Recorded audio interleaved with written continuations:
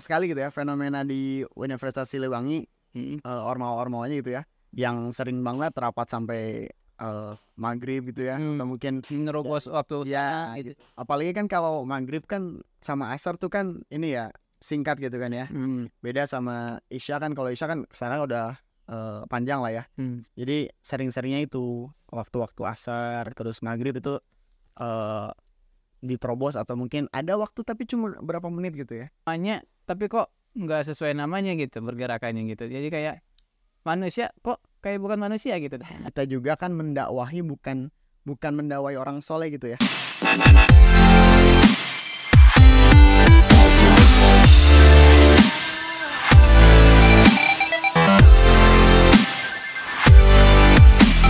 Bisa dibilang belum bisa eksklusif untuk melakukan pergerakan dakwah itu keluar dengan maksimalnya gitu ya, belum optimal gitu. Baru hanya sekedar ajakan-ajakan seperti biasa gitu ya. Orang yang ingin masuk ke dalam ruang lingkup dakwah ini itu kan karena tujuannya itu saya ingin membenarkan diri. Perihal perasaan. Saya pernah mendengar terkait perasaan. Perasaan memang nggak bisa dibendung, tapi bisa diarahkan. Oke. Nah itu doang sih. Oke, nah mungkin selanjutnya di LDK sendiri sih ada beberapa anggapan bahwa orang yang misalkan gini orang yang masuk LDK orang yang alim gitu. Jadi bisa terus sering diajak jadi ajang cemoohan gitu, bukan bercandaan. Itu mah alim teuing gitu dah bahwasannya. Tapi kan menurut saya LDK itu bukan wadah orang-orang yang sudah maksudnya sudah terbentuk bagus baik baru masuk LDK, bukan gitu. Tapi LDK itu membentuk suatu wadah yang membentuk yang darinya tidak baik jadi baik gitu. Jadi hal itu ya bagi saya itu bisa diaminkan saja lah gitu. Masa alhamdulillah sini anak saya barai alalim alhamdulillah gitu. Bukan menafikan lain-lain gitu. Tapi jadi sebuah ajang doa lah buat saya emang gitu. Tapi perlu diingatkan kembali bahwa LDK itu bukan orang alim jadi alim gitu, tapi orang yang tidak alim jadi alim gitu. Jadi ada yang sebuah proses pembentukan karakter dan sebagainya gitu. Itu namanya LDK bagi saya gitu. Gitu sih. Tadi juga menyambung tadi masalah mungkin dari Akang ya. Jadi kalau ketika ya yang namanya kampus tidak bisa dipisahkan dari pergaulan kosan ya. LDK ya tadi masih mungkin menyambung tadi ya Kang. Kalau LDK ketika di LDK asapang LDK anak gitu ya. Ya. Tapi ketika di luar ya mungkin kalau dari Al-Quran sendiri ini memang pertanda bahaya juga sih. Kalau di Al-Quran tegas itu kan disebutnya orang munafik. Ketika orang yang berkumpul dengan orang mukmin mengatakan saya orang mukmin, dan ketika berkumpul dengan mohon maaf mungkin kebalikan dari orang mukmin lah gitu ya, maka dia mengatakan saya sahabatmu gitu ya. Bahkan ketika seorang pendosa dengan tukang dosa yang lainnya itu mereka ikatannya kuat banget loh. Kuat banget. Hayu tuh bisa nyambung gitu, padahal hayu namun kita sebagai orang awam kita gak tahu sih apa sih yang mereka lakukan gitu kan. Nah makanya ini sebenarnya harus dikuatin yang namanya ukhuwah sih kan. Betul. Ya, ikatan yang kebaikan itu harus lebih erat gitu ya daripada ikatan yang tidak ya. Dan juga kita tidak bisa memukul rata orang yang suka main ke kosan atau mungkin orang yang ngekos itu semuanya jelek, tidak. Iya. Barangkali ada yang memang merasa dirinya diberikan tugas untuk memberikan dakwah kepada orang yang di kosan. Ya, boleh jadi kan seperti itu. Kayak Usmita yang mau masuk diskotik. Ya gitu. Habib Jafar juga. Oh iya, acara oke. Saya jadi ingat kata-kata mentor saya dulu ya. Beliau pernah bilang, kan saya pernah nanya gitu ya, emang boleh gitu anak LDK main ke tongkrongan gitu atau gimana, atau kita nongkrong gitu. Malah dia bilang boleh-boleh saja gitu kan. Tapi dengan catatan satu hal, kita itu ibaratnya itu sebuah pensil warna gitu ya, atau mungkin ya bisa dibilang pensil warna gitu. Jadi jangan sampai kita terwarnai gitu ya.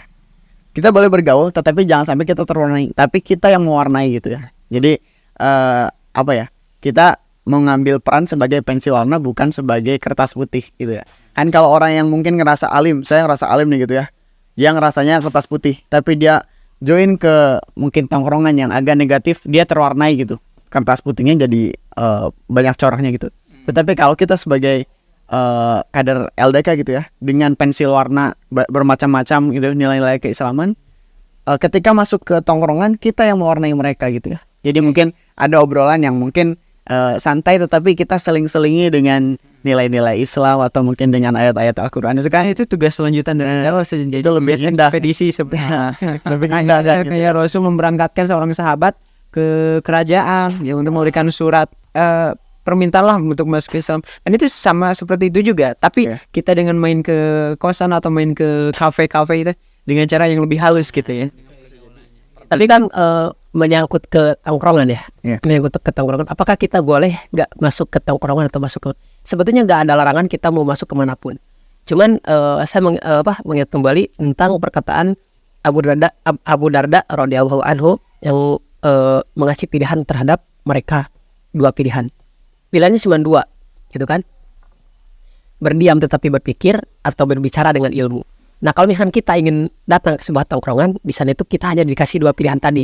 Apakah kita datang ke sana itu ingin berbicara dengan orang-orang yang di sekitar, tetapi memberikan banyak ilmu? Apakah kita datang ke sana tuh ingin diam tetapi memikirkan apa yang mereka bicarakan?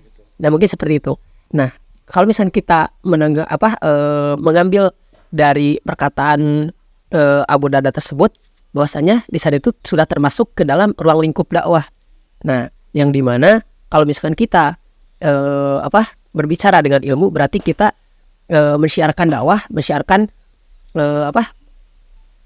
istilahnya itu ilmu-ilmu yang kita punya untuk disebarluaskan, bermanfaat. Karena darinya itu adalah khairunas anfa'uhum linnas, gitu kan. Seperti itu. Terus yang kedua, kalau misalnya kita tidak punya ilmu, setidaknya kita diam dan berpikir, menangkap apa yang orang lain jelaskan. Mungkin seperti itu ya. Kalau misalnya kita datang ke sebuah tongkrongan, dikarenakan kenapa sih saya tuh lebih kayak sigap banget terhadap tongkrongan. Karena kan saya juga anak tongkrongan sebenarnya. Saya juga anak tongkrongan yang emang pulangnya itu kadang jam 2, jam 3 gitu kan, subuh gitu. Nah, di sana itu yang saya bicarakan di sana itu adalah tentang sebuah perjalanan kisah Rasul gitu kan. Terus ilmu-ilmu tauhid. Nah, itu di sana tuh saya tuh berbicara dengan orang-orang atau bisa ngobrol dengan orang-orang yang emang tadinya itu konteksnya itu kayak orang-orang yang bodo amat lah tentang agama. Yang penting mereka itu hidup senang, sholat kalau misalnya ada yang ngajak dan segala macam. Tapi makin sini setidaknya saya bisa menyebarkan apa ilmu yang saya punya gitu kan. Saya bisa bermanfaat bagi orang lain dan menjalankan kewajiban saya sebagai manusia gitu kan, sebagai umat muslim yang emang mau sedikit apapun ilmu kalian itu harus wajib menyampaikan. Oke. Mungkin selanjutnya kan tadi saya baru pulang dari MMQ dan temanya menarik. Menariknya itu adalah membahas tentang keikhlasan gitu. Jadi syarat diterimanya oleh Allah itu ikhlas gitu. Oke. Ya, jangan ria. Nah, yang menjadi pertanyaannya mungkin ada sebuah kegelisahan bagi aktivis-aktivis dakwah ketika bagikan kebaikan lah gitu. Wah, takutnya ria, atau ada mungkin anggapan dari orang lain, sih ya mah cuma pengen kelihatannya doang gitu. Nah, hal seperti itu gimana sih sebenarnya?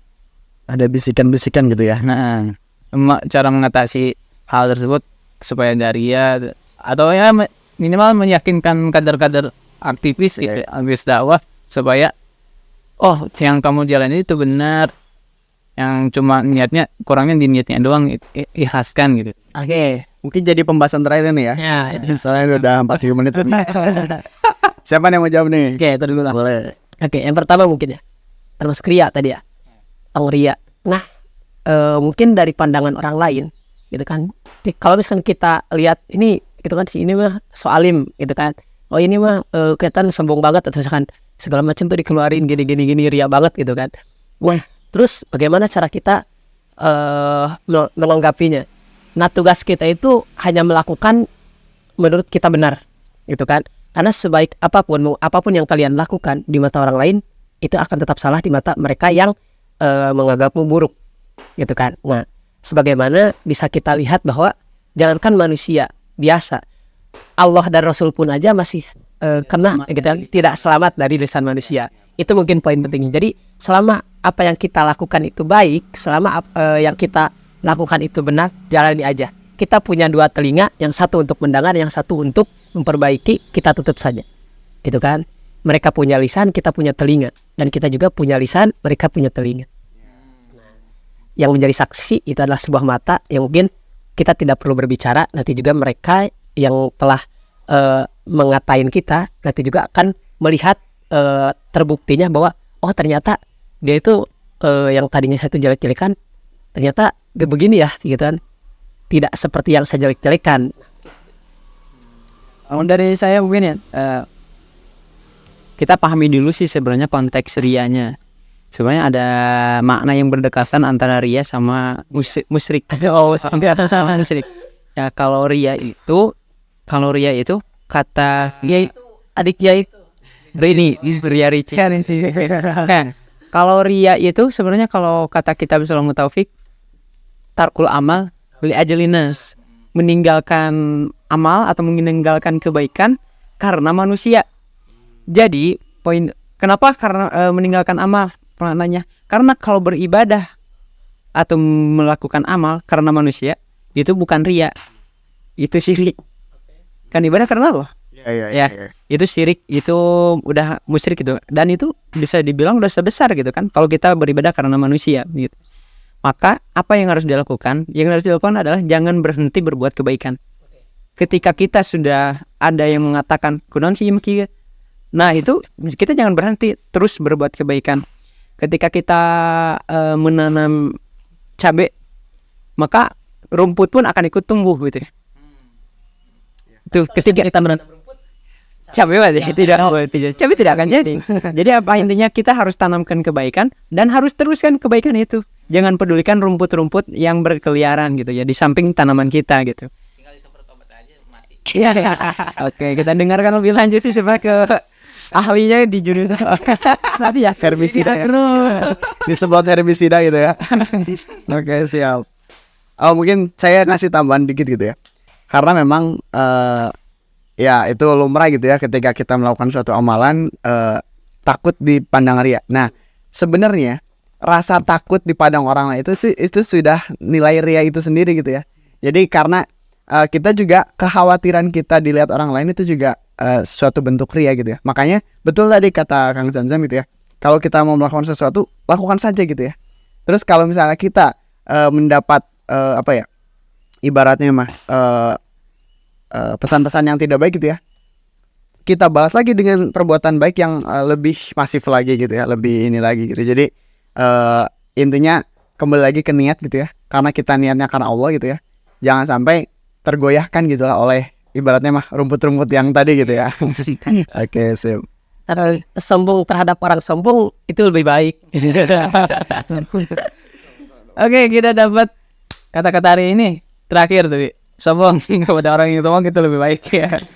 Itu sebagai penutup perbincangan kita kali ini. Semoga perbincangan kali ini bisa mendapatkan keberkahan kepada kita semua, dan manfaat kepada aktivis-aktivis dakwah yang segalau-galaunya gitu karena permasalahan yang tadi kita bahas, dan mudah-mudahan pembahasan kita menjadi solusi pada kalian yang mendapatkan permasalahan tersebut gitu. Hutma sopa wadama kadar canak cabena kitchen jukutna. Canak misalnya kitchen awan. Oke, berarti nambah tidak ada katanya. Oke. Mungkin ditutup saja. Sekian dan terima kasih. Assalamualaikum warahmatullahi wabarakatuh. Waalaikumsalam warahmatullahi wabarakatuh. Oke.